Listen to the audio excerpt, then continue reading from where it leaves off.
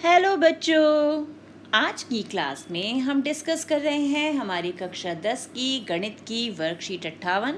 दिनांक है 20 नवंबर 2020 और आज हम देखेंगे ठोस आकृतियों के संयोजन का आयतन, यानी ठोस आकृतियों को मिलाकर जो हमें एक नई आकृति मिल रही है उसका आयतन हम कैसे कैलकुलेट करेंगे। तो एक बार आयतन के फॉर्मूले रिवाइज करें। घनाभ का आयतन LBH, घन का आयतन A क्यूब, शंकु का आयतन 1/3 पाई आर स्क्वायर एच, बेलन का आयतन होता है पाई आर स्क्वायर एच, अर्धगोला 2/3 पाई आर क्यूब और गोले का आयतन होता है 4/3 पाई आर क्यूब। अब देखते हैं कि जो हमारी ठोस आकृतियों से नई आकृतियां बन रही हैं उनका आयतन हम कैसे निकालेंगे। तो शुरुआत करते हैं हमारे उदाहरण 1 से। तो उदाहरण 1 क्या है हमारा, 6 सेंटीमीटर लंबी तथा 1.5 सेंटीमीटर त्रिज्या वाले आधार की 5 पेंसिलों का आयतन ज्ञात कीजिए। शंकुआकार भाग की ऊंचाई 3 सेंटीमीटर है। तो 6 सेंटीमीटर लंबी, यानी ये जो लंबाई है ये हमें दे रखी है कितनी, 6 सेंटीमीटर। शंकुआकार भाग की ऊंचाई 3 सेंटीमीटर है और जो त्रिज्या है, आधार की त्रिज्या जो है वो है 1.5 सेंटीमीटर। अब ये जो त्रिज्या है 1.5 सेंटीमीटर, ये शंकु के आधार की भी त्रिज्या है और बेलन की त्रिज्या भी यही है। तो अब हमें निकालना है इसका आयतन। अब आयतन निकालने के लिए हमें देखना होगा किन दो आकृतियों का प्रयोग हुआ। यहाँ पर हमारे पास आकृतियाँ जो यूज़ हो रही हैं, यहाँ पर हमारे पास एक है शंकु, एक है बेलन और एक है हमारा ये अर्धगोला। तो अर्धगोले की त्रिज्या अगर हम देखें तो वही होगी जो हमारी बेलन की त्रिज्या है, यानी 1.5 सेंटीमीटर। तो 5 पेंसिलों का आयतन क्या होगा, जब हम एक पेंसिल का इन तीनों आकृतियों को जोड़कर एक पेंसिल का आयतन निकाल लेंगे, उसे 5 से गुणा करेंगे तो हमें 5 पेंसिलों का आयतन मिल जाएगा। अब आयतन देखिए क्या होगा, बेलन का आयतन जमा शंकु का आयतन जमा गोले का आयतन, ये हो गया हमारा एक पेंसिल का आयतन। इसे हमने गुणा कर दिया 5 से तो हमें मिल गया 5 पेंसिलों का आयतन। अब फॉर्मूला रख देते हैं, पाई आर स्क्वायर H1 क्यों, क्योंकि यहाँ पर हमारे पास दो ऊंचाई है, एक है हमारे पास बेलन की ऊंचाई और एक है हमारे पास शंकु की ऊंचाई। तो 1/3 pi r square H2 2/3 pi r cube गुणा 5। अब यहाँ पर हमने H1 और H2 का मान रखा, R का मान रखा, तो हमारे पास फाइनल कैलकुलेशन करके उत्तर क्या आ गया, 282.8 सेंटीमीटर क्यूब आ गया हमारा 5 पेंसिलों का आयतन। अब देखते हैं उदाहरण 2। अब उदाहरण 2 में भी हमारे पास क्या है, एक आकृति दी हुई है। क्या है आकृति, एक दवाई का कैप्सूल बेलन के आकार का है जिसके दोनों किनारों पे अर्धगोले हैं। तो ये तो है हमारा एक बेलन और इसके दोनों किनारों पे, यानी ऊपर भी यहाँ एक अर्धगोला लगा हुआ है और यहाँ भी एक अर्धगोला लगा हुआ है। कैप्सूल की कुल लंबाई, यानी ऊपर यहाँ से लेके नीचे तक कुल लंबाई दी गई है।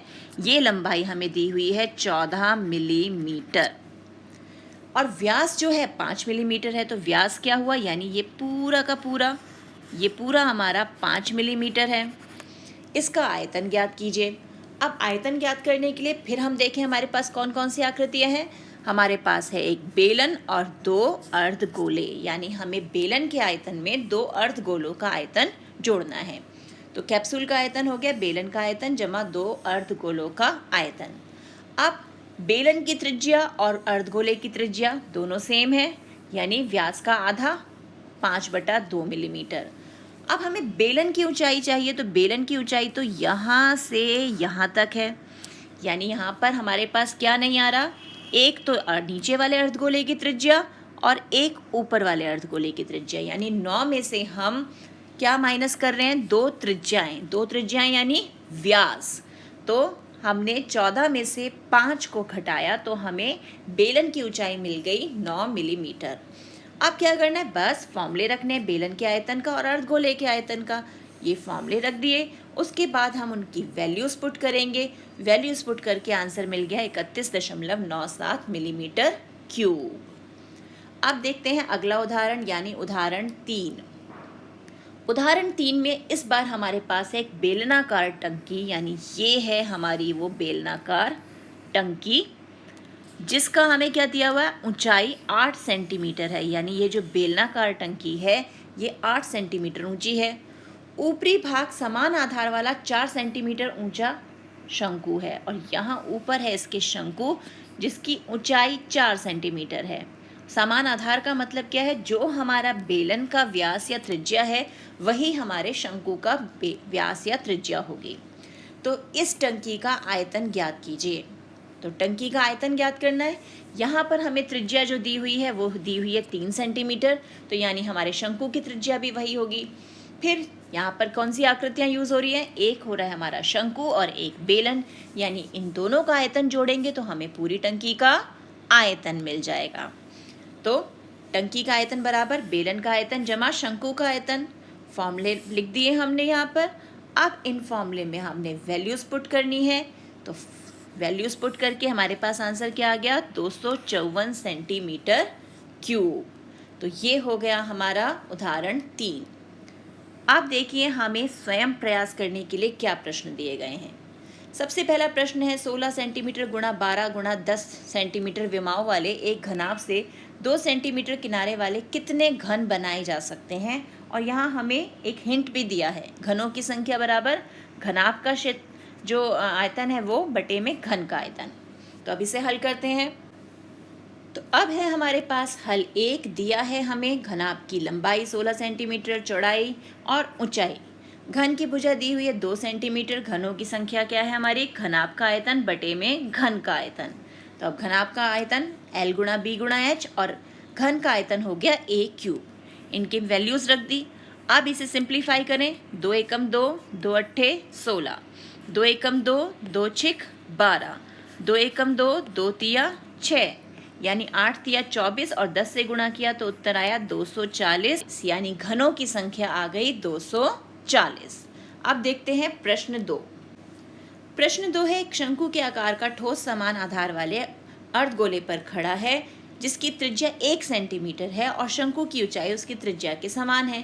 ठोस का आयतन ज्ञात कीजिए। तो इसके लिए पहले तो आकृति बनाते हैं और फिर उसका आयतन निकालते हैं। तो इसे हल करते हैं।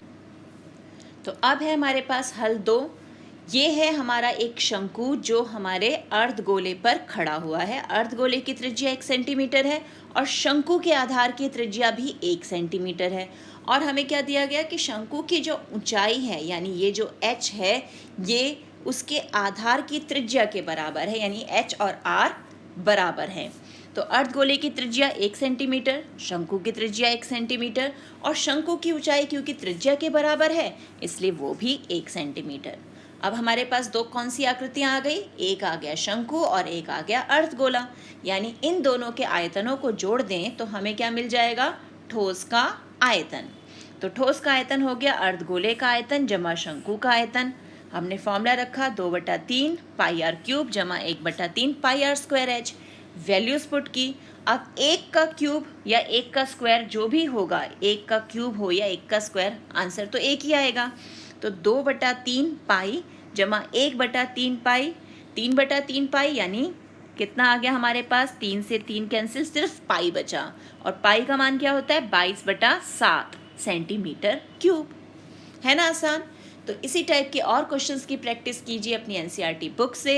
मिलते हैं एक और वीडियो में, तब तक keep practising and enjoy maths.